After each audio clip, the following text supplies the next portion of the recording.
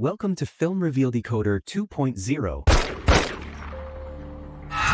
Please, just tell me, what did I do? Please! your gateway to quick movie recaps, hidden details, and everything you might have missed. The movie opens with a mysterious man, let's call him the Stranger, waking up in what appears to be a mass grave. Terrified, he soon realizes that he remembers nothing, not even his own name, which only deepens his sense of dread. While the Stranger struggles to comprehend his situation, a girl suddenly appears above the pit. She gazes down at him and then silently walks away. Shortly after, the Stranger discovers a gun on one of the bodies and decides to keep it. Moments later, the same girl returns and tosses him a rope which he uses to climb out of the pit. Emerging into the heart of a forest, the Stranger wanders until he stumbles upon a house. Seeking answers, he ventures inside only to be met with an unexpected scene. There he finds the helpful girl alongside three other people, two men and another woman. The girl introduces herself as Sharon while the men are named Lucas and Michael. In one corner lies a man who appears to be dead. In a state of panic, the Stranger raises his gun and demands to know who everyone is. Lucas quickly draws his own weapon and accuses him of being responsible for the deaths in the pit. With no memory to defend himself, the Stranger remains silent. Just as tension reaches its peak, the seemingly dead man suddenly regains consciousness. He was only unconscious. This startling revelation diffuses the situation and the group begins to talk. They explain that all of them woke up in the house with no memory of who they are or how they got there. One of them even found an ID card and a car key, although the car is nowhere in sight. From the ID they learned their names but little else. The recently revived man introduces himself as Nes. Meanwhile, the mute girl, Sharon, communicates in an unknown language. Although she appears to have vital information, she is unable to explain it to the others. The Stranger attempts to speak with her but without success, while Lucas remains especially suspicious of him given his mysterious emergence from the pit. Insisting that he remembers nothing, just like everyone else, the Stranger suggests they search the house for clues about their identities. During their exploration, he finds a calendar with the 18th of the month boldly marked, a day that has yet to come. He senses that something significant is destined to happen on that day and believes Sharon might know its secret. When he shows her the calendar and asks for answers, she remains silent. As the investigation continues, Lucas uncovers a safe filled with weapons. Meanwhile, Michael, displaying an uncanny proficiency with firearms despite his memory loss, begins loading one as if he were a seasoned professional. Nes speculates that Michael might have once been a soldier, a possible explanation for his skills. Before they can dwell further on these mysteries, the group decides to leave the house and explore the forest, hoping to find a phone or any means to contact the police. The Stranger, Sharon, and Lucas set out together while Michael stays behind with the mute girl. As they search the forest, they come across a cabin. Inside, they discover a woman who looks a peculiar woman, silent except for her constant piercing screams, appears looking like a zombie as she consumes some bizarre food. The moment she spots the Stranger, she becomes aggressive and lunges at him. In self-defense, he punches her, rendering her unconscious. Back at the house, Nes and Michael resume their search for clues. Nes discovers a collection of books written in various languages and is astonished to find that he can read them all, including Latin and French. Most of the books focus on anatomy, a subject Nes understands perfectly. Michael suggests that the house might even belong to Nes. When the others return, Nes speaks to the Stranger in Latin, and to his surprise, the Stranger responds fluently. This unexpected communication leaves Nes wondering if he and the Stranger might have been close, perhaps even friends, though he cannot recall any details. The following day, the Stranger, Lucas, and Sharon decide to explore the forest in search of more answers while Michael stays behind with the mute girl. Michael attempts to communicate with her, confessing that he feels a deep connection, almost love, but he can't understand why. He asks her to share any memories she might have, but she remains unresponsive. Suddenly, Michael hears screaming echoing from somewhere in the forest. He tells the mute girl to hide inside the house, grabs a weapon, and heads toward the source of the noise. There he finds a man trapped in barbed wire, frantically screaming for help. Michael tries to free him, but the trapped man continues to strangle him with the wire. In a desperate attempt to assist, Michael grabs a knife, but the situation quickly escalates into a violent struggle. The man begins to bleed and eventually dies. Meanwhile, Lucas and Sharon continue their search through the forest. They soon come across a grim scene. People tied to trees, dead and in terrible condition. Yet no one seems to pay any attention. The trio presses on until they discover several cars. Upon inspecting them, they find that each vehicle has only a minimal amount of fuel, insufficient to take them anywhere. In one car, they also uncover a photograph showing Lucas, Michael, Sharon, and the mute girl together. At that moment, Lucas insists that the stranger isn't truly one of them and cannot be trusted. The stranger counters, suggesting it's possible he was the one who took the picture, but Lucas remains deeply skeptical. As a result, he declares that the cars should not be moved for now, and everyone agrees. They eventually find Michael barely clinging to life. The mute girl rushes over and begins crying beside him, a poignant display of what appears to be deep affection, a hint at the connection Michael had mentioned earlier. Suddenly, the stranger starts screaming. In response, he pulls out his gun and shoots Michael, finally putting an end to his suffering.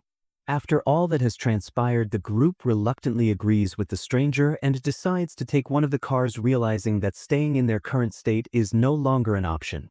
They drive until they reach a strange building that resembles a hospital. Inside, they find a locked room. The stranger cautiously approaches and peers inside, only to find a terrified child who screams repeatedly at his presence. The child calls out, claiming to know him and calling him Jonah, revealing that the stranger's real name is indeed Jonah. The child repeatedly pleads with Jonah to leave, warning that his presence will bring others who will come to kill everyone. Despite the child's desperate warnings, Jonah insists on knowing his identity and understanding what the child is trying to say. When the child refuses to open the door, Jonah draws his gun and starts shooting at it in an attempt to force it open, but to no avail. Eventually, Sharon intervenes and takes him away.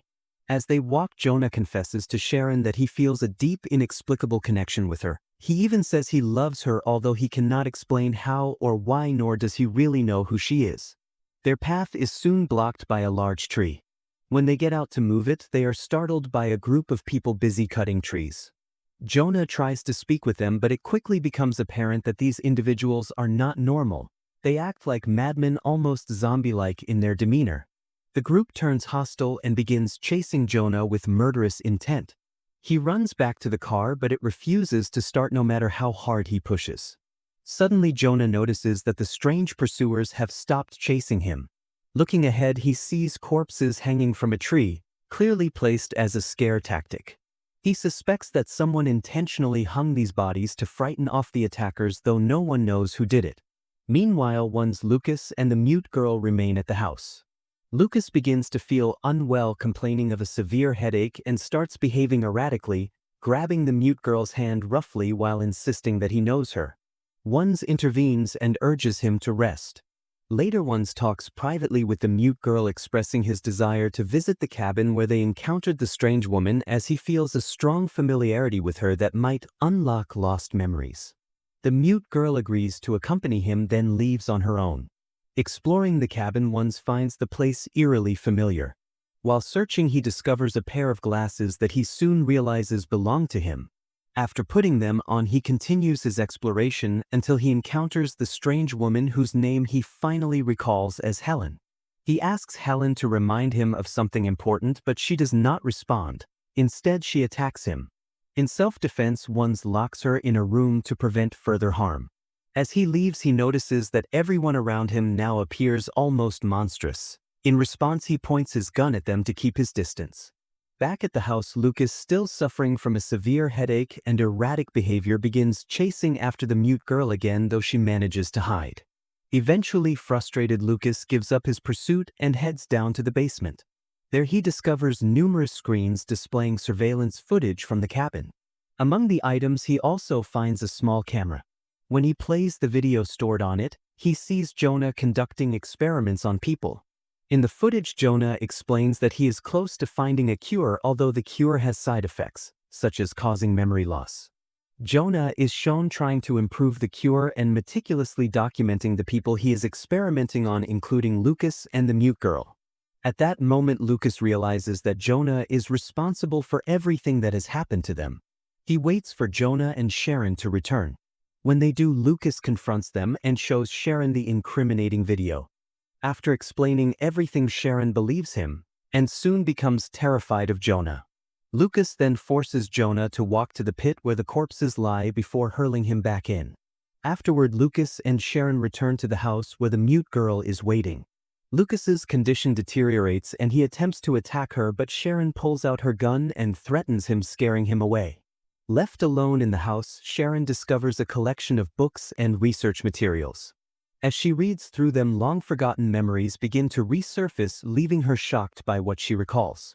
Meanwhile, Jonah remains in the pit until the mute girl tosses him a rope which he uses to climb out. Once free, he tells her to keep her distance, confessing that he feels like an evil person and needs to recover all his memories so that he doesn't hurt anyone. He then makes his way back to the hospital where fragments of his past start to re-emerge. He remembers being with someone administering doses of a cure he had invented. Jonah had even drawn a map for that person, instructing them to follow it to meet the army on the 18th when the cure would be delivered. Until then, the plague would continue to spread. It appears that Jonah was a scientist, the creator of a specific cure for a plague that likely transformed people into the crazed individuals seen from the beginning. Although the military was meant to retrieve the cure from Jonah on the 18th for global distribution, Jonah, fearing the plague's further spread, sent someone to the army with the cure. For reasons that remain unclear, both Jonah and his companions later forgot about this plan. Wandering through the hospital, Jonah encounters a strange, silent man and woman. When the woman suddenly attacks him, he shoots her in self-defense and leaves. He then drives until his car breaks down. Suddenly, he sees the same child he encountered earlier, now accompanied by an elderly woman, a completely deranged girl, and a savage young woman. Jonah tries to speak with them, but the elderly woman warns him that he doesn't belong with them and shouldn't get close. She even tells him that she could kill him, though she chooses not to because she isn't like him, and then leaves in a car with some of her belongings. Nearby, Jonah finds a crashed car. Inside, he discovers the person he had sent to deliver the cure to the military. Although that person is dead, the cure remains. Jonah takes the cure, deciding to keep it even though he still doesn't fully understand what's happening. He also finds a picture of himself with Sharon, realizing that they were truly in love, or perhaps even engaged. Amidst all this chaos, Lucas arrives in another car and crashes into the one with the dead man inside.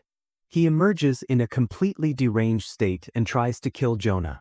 Jonah attempts to explain that he isn't evil and was likely trying to help Lucas and everyone else, but Lucas refuses to listen and relentlessly attacks him. In the ensuing struggle, Jonah picks up a rock and strikes Lucas, killing him. Suddenly, bits of Jonah's past start returning to him. He remembers being with Nes, Sharon, Michael, the mute girl, and even Lucas. Through these memories, Jonah realizes that they were all doctors, and that Enes was his brother.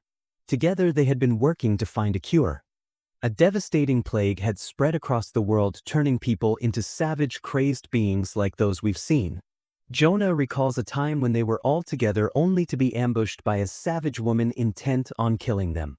In the chaos, Jonah and Es blamed each other for not containing the disease before it spread so widely. That's all Jonah remembers for now. Meanwhile, Es begins to recover his memories and is as shocked as Jonah. He heads to the house where Sharon is, remembering that she was Jonah's fiancée.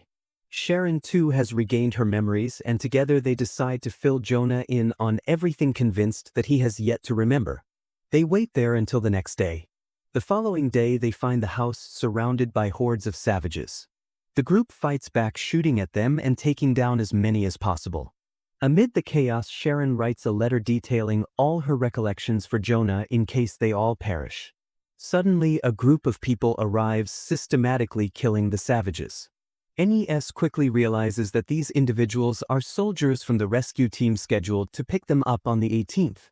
He leaves Sharon behind to meet them, but in a shocking twist, the soldiers open fire and kill Es. Jonah arrives at the scene and is devastated to find his brother dead. He soon understands that the rescue team wasn't there to save them. Their mission was to eliminate everyone to prevent the plague from spreading further. They were not coming to retrieve the cure or to rescue anyone as they had believed. Jonah finds Sharon, who confirms that she remembers everything. He takes her and they attempt to escape. Suddenly, a savage woman attacks Sharon and stabs her. Jonah retaliates by killing the attacker and carries the injured Sharon to safety, hiding in a glass pit to avoid the soldiers. After some time, the soldiers arrive and deposit several bodies into the pit: the boy, the elderly woman, and the savage girl who had been with Jonah earlier. Once they confirm that no one else is alive, the soldiers leave. Jonah desperately tries to save Sharon, but his efforts fail. As she lies dying, Sharon urges him to take a dose of an anti-serum to protect himself from the plague and hands him the letter she wrote. Peacefully, she passes away. Jonah injects himself with the serum and loses consciousness.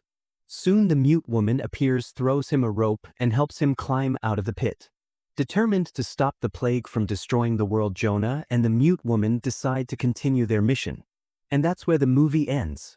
If you liked the video, subscribe to the channel and hit the notification button so you never miss an update. See you in the next video. Goodbye.